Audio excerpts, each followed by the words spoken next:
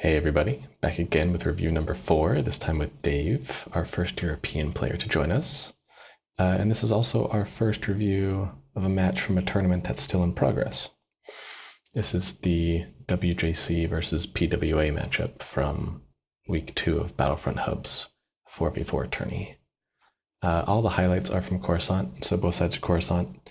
And of course, there are going to be timestamps down below for anyone that likes to skip around. But no, I do feel people sort of feel that way. Oh, by the way, here I'm rapidly looking around, like where is the command post? I want to change to Darky. I noticed that. I thought you made a decision of like, no. This was an avoidable death. This was more of like you were ingrained in your muscle memory here. So yeah, if we look at how fast you were, or how consistently you were strafing in and out of the pillar. So throwing the det on the flag was an excellent idea. Yeah. Strafe. And strafe. And yeah, strafe. I'm not sure what I'm achieving by walking out there. You were trying to get a shot off on the sniper. Yeah. But the minimum amount of times that a person needs to see you do something for them to recognize that a pattern is developing is 2, right? Yeah. And so by the third time, you should at least be aware that you've done the same thing twice.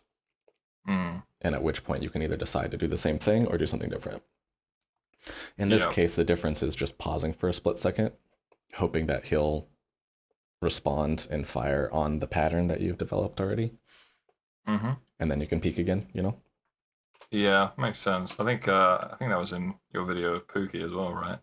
Probably. Something about it's a big deal. It's the thing that kept me coming back to this game because I liked it so much. Your strafing is almost more important than your aiming in this game. Yeah.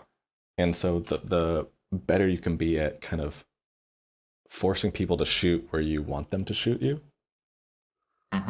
which is a kind of a cerebral thing, the better you'll do, basically. Yeah.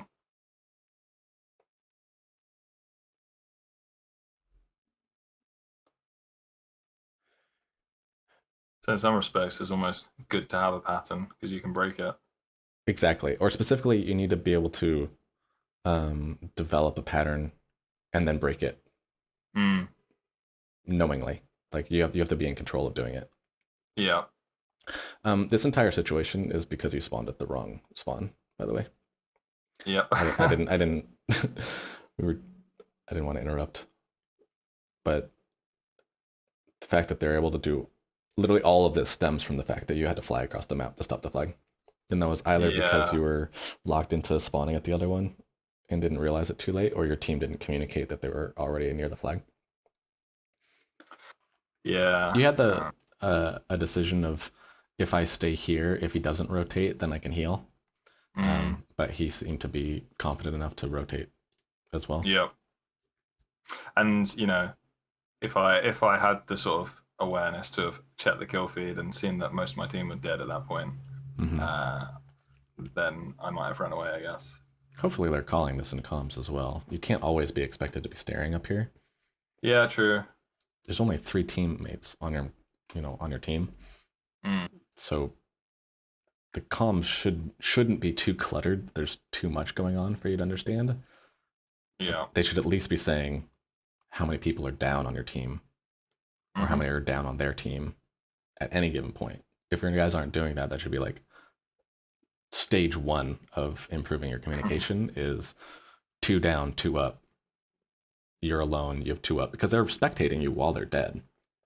Yeah. And while they're spectating you, they should be spamming through to see like how many other teammates are alive to give you that information in game.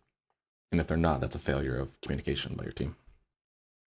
I'm not saying that is the case. I'm saying in general, on any team you play for, on any scrim, that's like numero uno is how many people are alive on your team and how many people are alive on their team. At all times, you should know that information. Yeah. this moment where you fought against this Wookiee with the sniper was probably your best moment of the whole game. Yeah. You guys basically got a free kill for nothing. And the natural action is to go like, well, I now have a free shot to start pressuring here. Yeah. Your team is still actually fighting someone over here. Yeah, I saw that sniper just a moment earlier. And so what you could have done is rotated and flanked this sniper as well. And then both the teammates back here are allowed to push up. Yeah. And this sniper can push up. What has actually occurred is that you are now here, they're still fighting here, and then the sniper is going to do something, right? And we know all this without even remembering or playing the rest of the clip. You know what I mean? Yeah. Just the nature of like how that's positioned, you know that's what's going to happen over the next 5-10 seconds. And so this person killed one of your teammates. That other guy dies. And so you still have no teammates coming towards you. And you don't know that either. No. And so at that point, you're kind of just like, well, I'm the decoy. I need to go be the decoy in front of people, right? Yeah. But there's nothing wrong with you deciding I'm going to play the support role rather than the decoy role. If every character on the map is technically worth the same amount, in the sense that like when you're making callouts and stuff, the callout is never 2 dead. Oh, and one of them is who's on your team? Booba. Who the fuck is Booba? You know what I mean? Yep. Yeah. When it's like a really important push, you might call out that the best player's dead. But really what you're saying is that there's 2 up, 3 up, whatever it is. Okay? You will have a lot of success if you are just the support guy running around killing everyone that's fighting your other teammates. Yeah. You're freeing up your teammates to have good games as well. You know what I mean? Yeah, that makes a lot more sense when I think about it. I mean, the current role I'm doing sort of leads me to have like one-on-ones constantly, which, you know, it's not really what I'm necessarily going to win. Whereas if I'm sort of, you know, shadowing a teammate or something, then I can just clean up what they do, I suppose. Give myself 2-on-1, stuff like that, which should be easier for me, really. I'm glad that you said it. I was hoping you would say it. Being the decoy means that you are going to fight 1v1s much more often than if you were just a regular team player, like in the middle of the map. Yeah. You know, the decoy by design draws players to it. And so if you're not confident winning those 1v1s, then you're not going to be successful as a decoy. You're basically, at that point, you're not a decoy, you're just bait. Yeah, pretty much. Just going in to eventually die. And it doesn't feel good.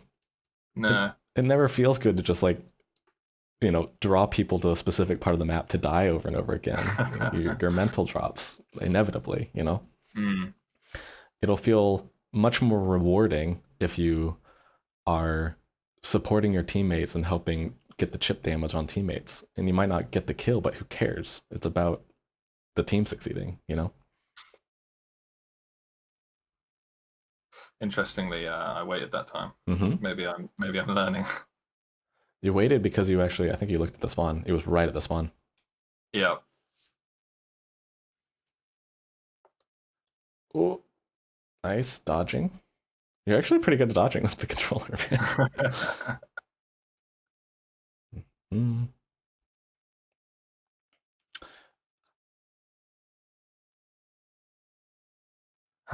So this actually works, and I get away from him. But as you can see, they've got our flag. So well, yeah. At this point, they might win because they cap before you can cap. Yeah, I lose the race, unfortunately. No points. Yeah, exactly. One more flag cap on my head. I want to point out one thing while you're running. that I actually see a lot of people do, which is why I want to bring it up. So I want you to pay attention to your stamina bar. Yeah. And all you're dodging in here in this scenario is, I think, is fine. Okay. So all the way to here, and you dodge the last shot, and you roll, and you're through the doorway. Why are you jumping? Yeah, and that stops it refilling, right? Correct. This is like a persistent problem with, I think, people that aren't, I don't know if it's like they're not used to running the flag, or maybe they think that they need to be dodging the entire time that they're holding the flag. And what it really means is that they're unaware of where they can be dying from at any given time. Yeah, I'm pretty safe here. Correct. There's literally no reason to do this. And so we're going through, and we're gonna. That is fine, because you actually are going past the only spot where they can actually kill you from. If there was someone, where are we? Here in the middle. This is their only window to kill you from, and so sprinting and jumping across here, totally fine. Yeah. But this jump here and any jumps through here are completely pointless, and they're detrimental because they're stopping you from refilling your stamina bar. Yeah, that's interesting. I feel like, oh, there's another jump. Another one. Another one. And it summoning my inner rabbit. I don't know. Star Wars Battlefront. I always, you just bunny hop everywhere. Because it's fun. Yeah. Because it's not boring. It's kind of interesting how close I was to getting that, and I think there were like 6 jumps I could have not done. I might have actually got there, you know, and this happened to be a match where we played split conquest and capture the flag, so it didn't matter the flag score. But in another match, you know, that one flag would have been quite important. That amount of stamina giving you a little bit more sprinting time probably would have gotten you the flag. Yeah, you know what I mean. And it's that wasn't my intention going into that explanation, but it was probably the result. Unless there's something about the mechanics of this game that I never noticed, where jumping is faster than walking. Yeah, I'm not sure it is. Maybe, I don't think so. It is. Maybe. I've been gone for 12 years or something, so I might be wrong. But I don't know what I do here, because you don't go library. That doesn't make any sense. So my one path has been removed. Well, the equivalent is this way, right? It is, but that way feels more dangerous, I guess. Why is that? It's quicker for them. I don't know. Actually, I have no idea. Think about it. Think about it. It feels. Oh, I don't have the high ground that way. I know at some points I actually have the low ground. Do you think you have the high ground this way? Yes. At any point in this flanking decoy route, did you feel like I have the high ground in this situation? Well, yeah, I guess it never actually helped. I was above them, but there was no actual way of using that. Correct. And by the time I get to the bottom, it's basically flat anyway. Yeah, no, I don't know. For some reason in my head, it feels like that is a less dangerous route, despite the fact it's actually probably easier. I feel like the rebels can peek that back spawn towards the library much easier and shoot me at any point. Whereas this other way, I don't know, for some reason... This way probably feels safer because you're able to get a lot farther before the danger happens. Yeah. And this one, you spawn like here, and you move this far, and suddenly you're in danger. Yeah. So you almost go like, in this case, it's like you go around the stairs and then go, you know what I mean? So you literally go like twice as far without anyone shooting at you. So you feel like, I'm making progress. Yeah. But the crux is still here. I rock climb as a hobby. And so the routes are graded based on the hardest move. Right? So the entire route can be like piss easy, but if the hardest move is like extraordinary, then they grade it as if it was an extraordinary route. Right? And it's called the crux. The hardest point is the crux.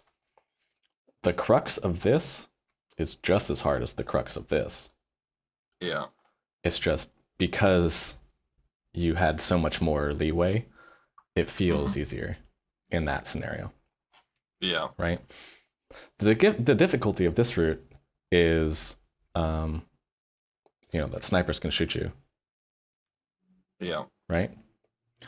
However, you technically have much more of a fighting chance 1v1 this way than you do on this little corner where they have all the control of the corner and you have just like no man's land to deal with. Yeah. Yeah, for sure. The spawn situation is the same. They spawn here, but they also spawn here. So really, this technically gives you more opportunities. Yeah. When it comes to giving yourself a fighting shot, because you have this much room to negotiate your movement in, whereas in this you have this, which is just like, I want to die. You know what I mean? Yeah. It all makes sense. Weird why I think of it that way, but I can see what you're saying about the long path for it. You guys are playing a 4v4, right? Yeah. The lower the player count, the more the best player on the map dictates how the game is going to be played. Does that make sense? I think so. When you play basketball is 5v5, right? Yeah. And so there's a fairly low amount of players on the court. And so star players in basketball have much more agency over what's happening on the court than they would in soccer, right? Yeah. Messi's amazing and he's always like the best player on the field, unless, but LeBron is always the best player on basketball, and every possession he's controlling it. You know what I mean? Yeah. Same thing in Battlefront, where if you guys were playing a 3v3 and you had 2 bronzes and a diamond on your team, on each team, the 2 diamond players are going to decide how the map is played, whereas the bronzes are just like there for the ride. Okay? Yeah. If it was 6v6, suddenly it's much more about pairs of players and that kind of how well you're pairing up with other players. But the lower count means that you are kind of at the whims of how the big guns are deciding to play. Yeah. And depending on how well you're able to read that information in game, will determine how successful you are at choosing what your spot should be. So in the last game, their MO was literally just like, every 20 seconds, make sure one person's back here to kill you, and then push and see how far we can get. That was the Rebels' MO the whole game. And notice it was their best player that did it. It was either Rayla or Jules that was here every time. Yeah. And so they had a pattern as well. I think Jules is probably the best player in this game. Yeah. And he's a sniper one trick to an extent.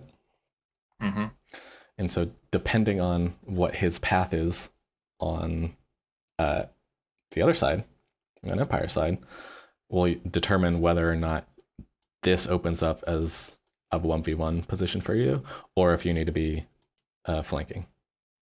Yeah. Does that make sense? Yeah, based on where he goes, basically. Right. If he's just there to cut me off again, there's not really much point going that way. Like ever. Yeah. So those are the types of things that you can, even going into a game, you can be like, okay, if I can figure out what 1 to 2 players are doing in this game, that'll give me an idea of where my spots should be. Yeah. Which is a lot easier than saying, I have to figure out what 4 people on the other team are doing just so I can like try to make my way. You know what I mean? Yeah, it makes sense. In a lot of cases, the impetus is on the better players to kind of provide the information that the not as good players aren't aware that they need to be providing. Yeah. You know, you lead by example a little bit. Mm-hmm. A good example of someone who does that, I think, is Doves. I think Doves is actually probably one of the best communicators that I've seen. Yeah. I think Vendetta is actually a really good in-game communicator. Mm-hmm. Even if they're not like the best players, they do better than you might expect, specifically because they're good teammates and they're good communicators. And when I watch them play, because I watch scrims and stuff sometimes on Twitch, Mm-hmm. you know, they're always random scrims, so the teams are always different, right? Mm. The teammates that are on their teams communicate better while playing with them than they do without them on the team. Yeah. And so it's like a direct, it's like a power up of everyone on the team when your best players are communicating efficiently, because then everyone else copies that style. Mm. Does that make sense? Yeah, it does. I haven't played much with either of them, to be honest, well, because I'm, you know, not playing in NA matches much. But I did play one scrim with Doves where I remember like one of our team was like, "Shall I pick up the flag now?" And I was just like, "Yeah, why not?" And Doves was like, "Yeah, I didn't, no thought into that." But Doves was like, "No, don't pick it up yet because they're about to spawn. Wait for us to get closer." And it was like, wow, that was a lot of useful information that I didn't think about or provide in any way. But yeah, I mean, I was trying to think of. Oh yeah, no, I do. There was another scrim as well where one of my teammates were lagging, and the irony is, I sort of said to him that, you know, even if you are lagging, even if you're still in the game, you can provide information for your team and, you know, make all these good callouts and stuff like that. But I'm not really doing that myself. But yeah, something. I think that's something you just generally get better by playing with, right? Just doing more of. And even if you're not as good of a player, good communication will always make you, you know, more valuable than you would have otherwise been. It's just a skill. But in a match like this, where if you're not the best player or like the second best player, and you don't have those natural communication skills, it is the responsibility of your better teammates to be doing that. And by doing that, hopefully you would be able to contribute in the same way because you'd be copying their communication style. Yeah. You know what I mean? So this is probably a team issue rather than an individual issue. So I've mentioned before about being able to recognize patterns about either yourself or your team or your opponents. Yeah. The second you guys get 2 kills here, you guys are like immediately sprinting as close to the flag as possible. And I mentioned this in the very end of the Pookie video. Yeah. Your stamina bar is empty. I just watched him sprint across like this far, which means his stamina bar is empty.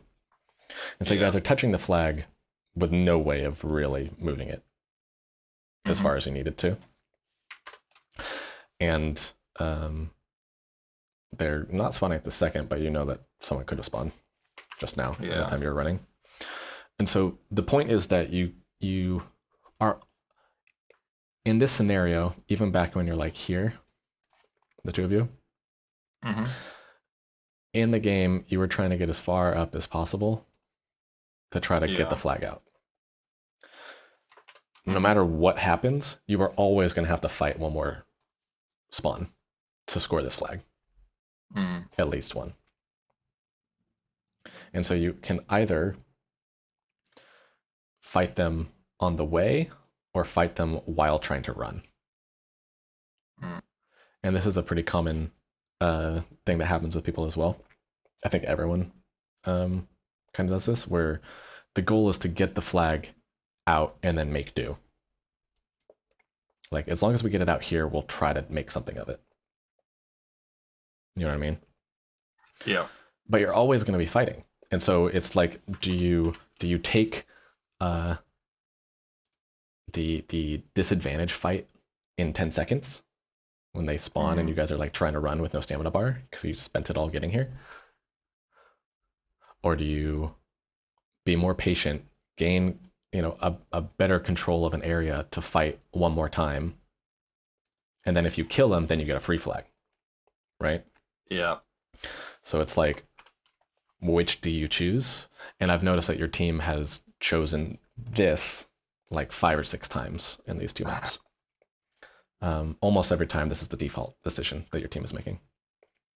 Yeah, and as well, if we take that extra fight, our team can also back us up. It gives you time for them to come. Yep. On Rebels, you were always spawning here to try to defend. Yeah. And most of the fighting was happening here. If you spawn at this spawn on this side, any of your teammates that are spawning here, you can get the flank on them, anyone that's fighting here. Yeah. For like the entirety of it. There's no reason you have to be forcing it forward every time. You clear, which allows these guys to be up here. You know what I mean? Yeah, makes perfect sense when you describe it like this. And then likewise on Empire side, instead of always forcing down this way, ahead of everyone that's pushing here, you flank here and fight everyone here, and they move. So it's the exact same thing, it's just flipped, right? Yeah. Especially since you're playing NG on both sides, really. On Sniper, you at least kind of have a chance sniping this way to maybe get a headshot to be able to push, right? Yep. Likewise, as Rebels, if you're defending as Sniper, at least you have a chance of controlling more of the map because you're a sniper, right? In both scenarios as NG, you're not going to be able to do that as much.